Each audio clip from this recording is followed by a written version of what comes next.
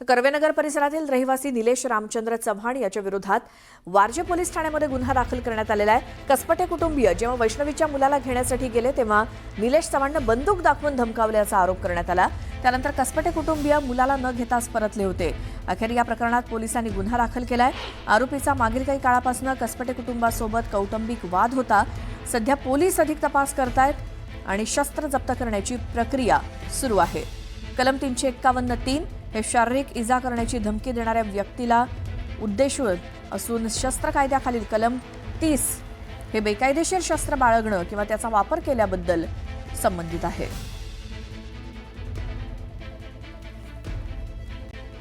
या घटनेच्या 8 दिवसांनंतर वैष्णवी हगवणे हुंडाबळी प्रकरणातील मुख्य फरार आरोपी राजेंद्र हगवणे आणि वैष्णवीचा दीर सुशील हगवणे याला अटक करण्यात आली आहे। दोन्ही आरोपी पुणे जिल्ह्यातल्या एका खेडेगावात लपून बसले होते अशी प्राथमिक माहिती मिळाली आहे। तर यापूर्वीच वैष्णवीचा नवरा शशांक, नणंद करिश्मा आणि सासूला अटक झालेली आहे।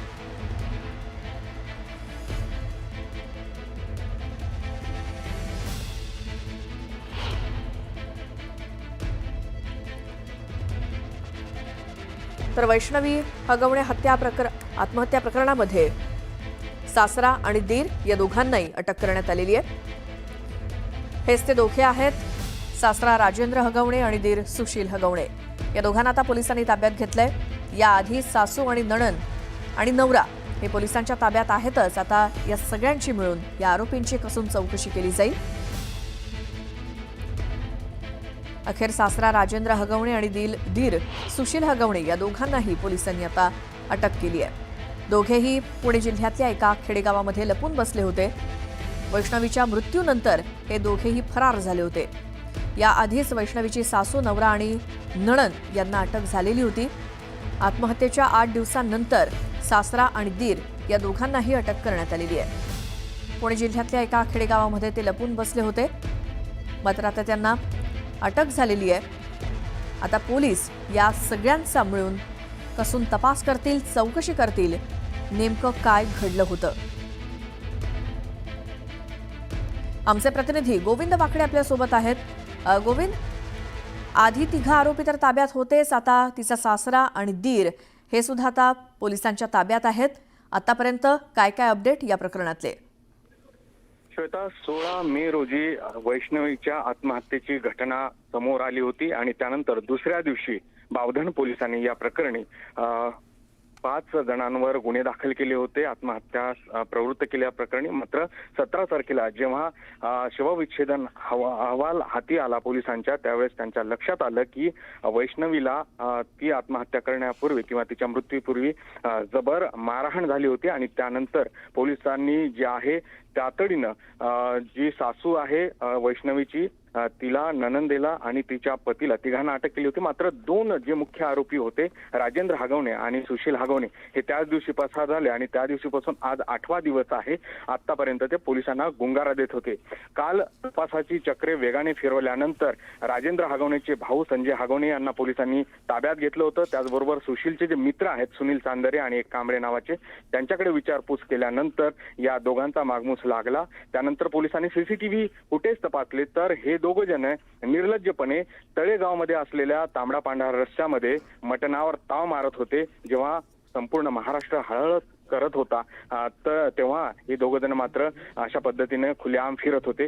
पोलिसांनी रात्री 2 वाजता यांना ट्रेस आउट केलं। त्यानंतर 5:30 वाजता पहाटे स्वारगेट बस स्थानक, जिथून हे पळून जाण्याच्या तयारीत होते, तिथून या दोघांनाही अटक केली। अर्थातच आपल्याला माहिती आहे की मागील 8 दिवसांपासून वैष्णवीला न्याय देण्यासाठी संपूर्ण महाराष्ट्र जो आहे तो मागणी करतो आहे। राजकीय नेत्यांनी देखील यामध्ये स्पष्ट सांगितलं होतं की कोणाची ही गय केली जाणार नाही। दोन्ही जे आरोपी आहेत, जे फरार होते राजेंद्र हगवणे आणि सुशील हगवणे, हे राष्ट्रवादीचे सक्रिय पदाधिकारी होते, त्यांची हकालपट्टी केली गेली। मात्र सगळ्यात महत्वाची बाब म्हणजे वैष्णवीचं बाळ देखील तिच्या आजी आजोबाकडे 4 दिवस नव्हतं। त्यामुळे निलेश चव्हाण जो होता, ज्याच्याकडे हे बाळ होतं, त्याच्यावर देखील आता पुणे पोलिसात वारजेमध्ये गुन्हे दाखल करण्यात आलेले आहेत आणि एकूणच ही सगळी घटनाक्रम, हा सगळा प्रकार महाराष्ट्र बघत होता। मात्र हे 2 जे आरोपी आहेत ते पसार झाले होते। रात्री यांना अखेर पोलिसांनी जेरबंद केले। आता या दोघांनाही अनेक प्रश्नांची उत्तरं द्यावी लागणार आहेत।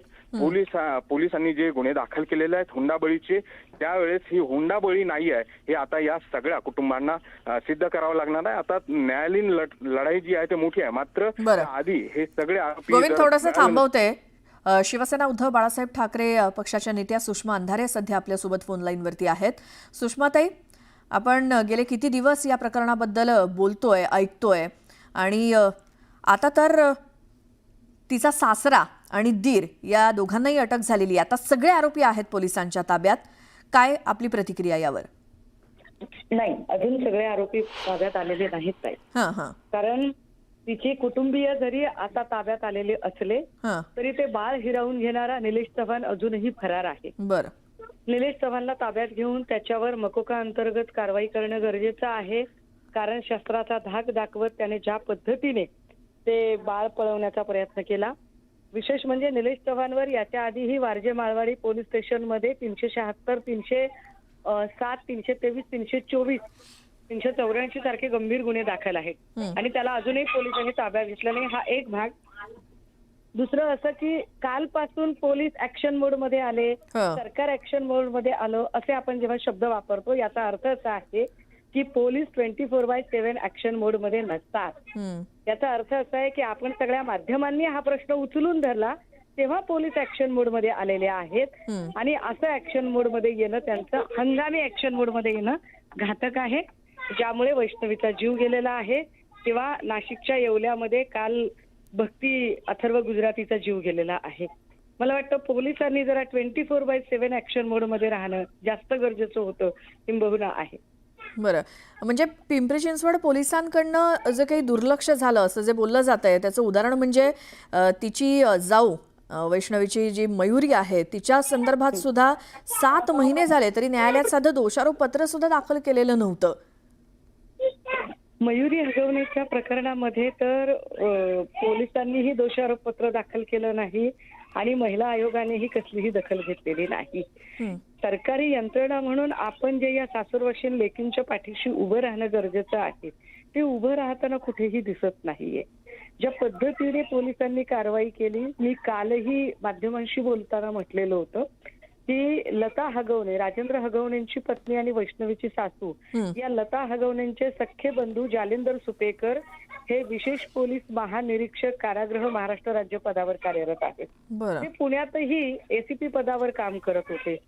मला वाटतं की हे मी अत्यंत जबाबदारीने आपल्या चॅनलला बोलते की निश्चितपणे हगवणे कुटुंबियांचे आणि सुपेकर यांचे मागच्या 8-10 दिवसांमधले सीडीआर तपासले जावेत.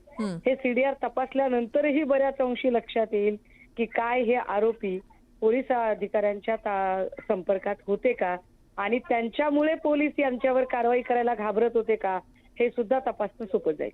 बरं. जशी तुम्ही आता मागणी केलीत की हे सीडीआर तपासावेत, तर या 5 जणांना सध्या अटक केली आहे तर त्यांचा तपास कशा पद्धतीनं व्हावा, काय तुमची मागणी आहे? आता तर पहिली गोष्ट तर या सगळ्यांच्याकडे असणारा म्हणजे लग्नामध्ये जो काही खर्च केलेला होता वैष्णवीच्या आई वडिलांनी, 51 तोळे सोनं असेल, फॉर्च्युनर गाडी असेल, चांदीची भांडी असतील, हे सगळा ऐवज पहिलं तर हस्तगत झाला पाहिजे.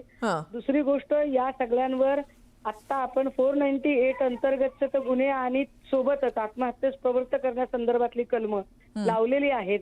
परंतु ज्या स्थितीमध्ये हा मृतदेह आढळला होता हा सरळ सरळ हत्येचा प्रकार आहे, ज्याला आत्महत्येचं रूप देण्याचा प्रयत्न केला जातोय. त्यामुळे हत्येच्या संबंधाने असणारी कलमं सुद्धा यामध्ये लागणं जास्त गरजेचं आहे.